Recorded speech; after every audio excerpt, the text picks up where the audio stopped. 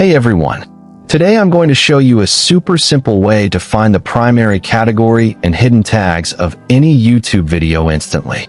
And the best part is, it's completely free. Before we jump into it, please hit the like button and subscribe. And definitely check the description for some helpful tools I've added for you. To get started, first open the YouTube Video Category Checker tool using the link I've added in the description box.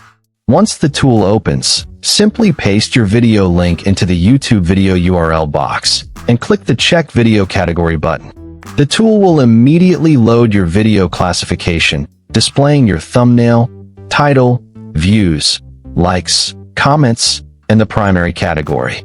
Below that, under Hidden Video Tags, you will see all the secret tags used on the video. You can click the copy icon next to any specific tag, or click Copy All to copy every tag at once.